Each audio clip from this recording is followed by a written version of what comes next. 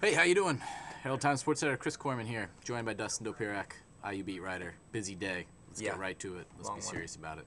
Good idea. First, let's just go in chronological order. Bill Lynch press conference. Yeah. What did you learn today? Not a whole heck of a lot. I think we learned a lot, actually. Well, mostly, to start, Lynch didn't really want to talk too much about officiating. You know, basically just said, reiterated that he'd made contact with the Big Ten, would not say what it actually means to make contact with the Big Ten.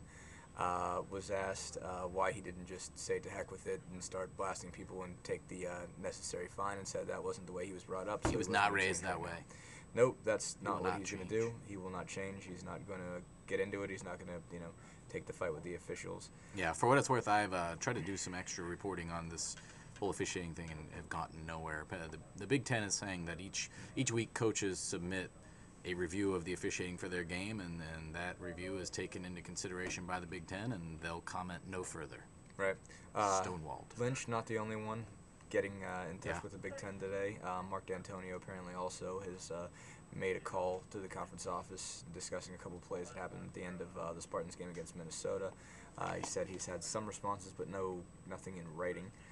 So, I don't know what all is coming back. I don't know what exactly they hope to gain, I guess. Well, I from mean, other these, but, conferences you're will kinda say getting- it was, it was the Maybe correct an call, or apology there or was a something like that. mistake, or Yeah, so whatever. one way or another, they're trying to, just kind of let the Big Ten know, hey, we're not precisely pleased with, they're some not of the calls. precisely pleased. Yeah, not, with some of the calls, but, Right. but Lynch, of course, then is, kind of taking the high road, I guess, and saying, okay, let's move on. There was Sure. 170 plays in that game. We lost by 18 points. Right. We got to talk about some of the breakdowns we had that were reasons why we still lost that game. So that's the way they're trying to move forward and go on to Wisconsin. Right. Now the old Badgers have just run over Indiana recently. I mean, just absolutely. I think scored 50 points, 50 points or more in each of their last two trips to Bloomington. So, Yeah, and there's they've got reason to believe they can do it again. I mean, Wisconsin's only two losses are recently to the conference powerhouses, to Ohio State and Iowa. They've beaten everybody else in their schedule. right. John And Clay, they have the so- same formula. Yeah. They don't change the formula. John Clay, a guy I think you talked to him today. Yeah. Another big back, and then he sets up the play action pass, and Indiana. Secondaries, once again, this seems to happen every year to Indiana.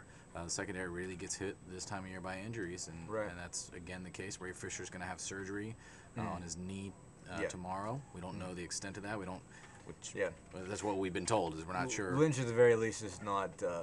Has not ruled him out. He's not ruled him out. He's not saying right now. I mean, there's only 3 games left in the schedule, and he's out for Saturday, but he won't say that it's going any further. I mean, so whatever it must be. I mean, it can't be a tear or anything like that, or at least a major tear, because if it was, he would be willing to say, yeah, well, he's done, and that wouldn't be an issue. Sure.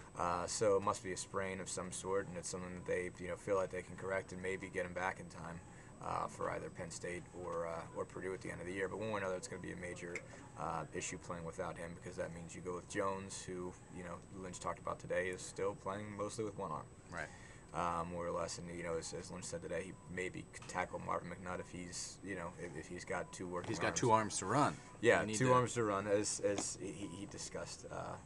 Sprint coaches today. If you don't have 2 arms, it's tough to run. But he's still going to play. He's not even on the injury report, despite the fact that there is a huge elbow brace on his arm, and it's obviously busted up. Right. He's not on the injury report. He will play for sure. Nick Polk is on the injury report, starting safety. Questionable with an questionable. ankle. Questionable Yeah. with an ankle. And then on the other side, Adrian Burks going to be playing in the second game. Yeah. Lynch thought Burks did an okay job, not perfect. Didn't Right. need him to be perfect. And said nobody was perfect, which right. is probably true considering. So just a tough game for Indiana. Clearly, Wisconsin. People thought would be down before the season. Thought they'd struggle a little bit, but the Big Ten has turned out to be completely insane.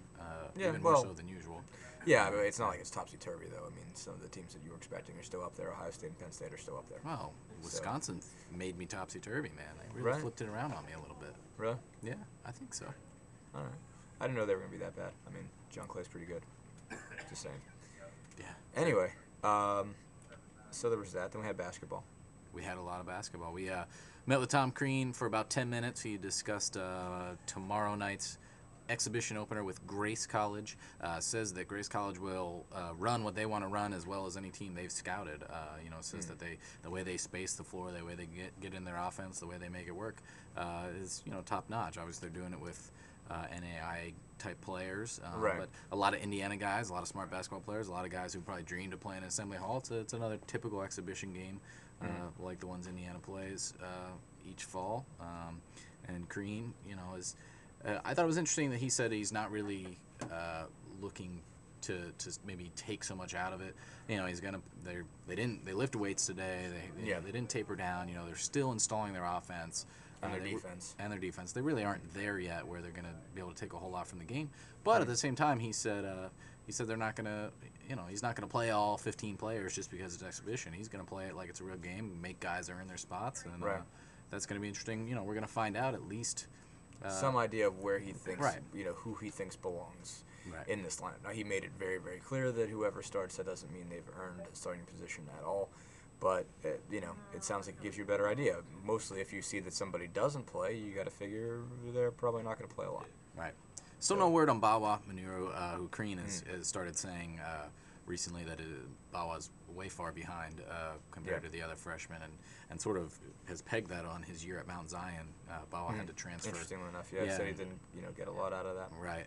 Meanwhile, Tijon Jobe apparently has really emerged as a guy who may see some more playing time and become a part of the rotation.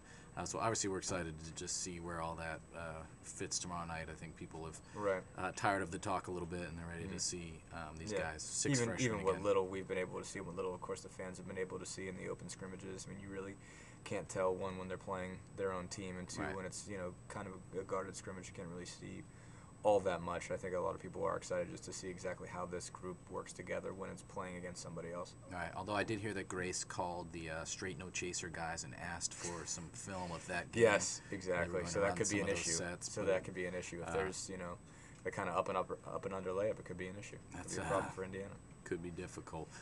As long as they don't say it's next point wins. Yeah. Now, you talked to Terrence Turner. We went to football practice after we talked to Crean and his players today. Went over to football practice, hung out a little bit. Again, the team doing end of practice sort of good v good, really getting into it after it having a time score element. So that part of it has really stuck around. But you ended up talking to Terrence Thomas. Turner, whichever. There's too many Terrences. Who, as we sat there thinking about, has really been... He's had some touchdowns, stolen away from him. Most famously last year, the 97-yarder that became a safety for Michigan State and really swung that game. And then obviously against Iowa, what did Turner have to say about that? Well, I mean, he did say he thought he got his foot down, but he said at the end of the day, what the ref calls. But he has not scored a touchdown in 3 years. I mean, he's been in the end zone a bunch of times, and it's just for one reason or another. Not worked out for him. Has obviously contributed a lot to that receiving core. I mean, Doss and Belcher really both look up to him, and those guys are in a lot of ways the foundation for the future of this offense, and they definitely take after him in terms of his work ethic. And Turner joked that if he ever does get in, he's going to be looking around just to see if there's any way they could take it away from him, if there's a flag. And then he will probably take the ball and hold it and run to the sideline and never let go. Never let go, ever again. So, but yeah, he's starting to wonder when exactly it's going to work out for him, that he's actually going to get in the end zone, have it called a touchdown, and have it stay that way. So yeah. All right. Well, busy week. I mean, it's just crazy. We got some more football practice tomorrow. We're going to have Andrew Weeder out there, one of our interns. He's going to do some reporting. We'll be at the basketball game. We'll have all sorts of coverage of that, live chat on the blog, coverage afterwards, the whole deal. Then we go into Friday night, the Hall of Fame announcement. We've been running stories all week. We had the Yeagley feature. We got a Downing feature coming up. I'm working on some Knight stuff, trying to write about Bob Knight. I'm sure he'll call me any second to anytime, I'm sure. Ruminate on basketball and I'm life sure it'll be and other things. So we're working on that. And then Saturday, obviously, the game. So it's just a crazy week. Pretty wild week. IU soccer plays on Friday. Penn State, pivotal game for them. So hopefully you'll join us and stick with us. And thanks for being here. Good night and good luck.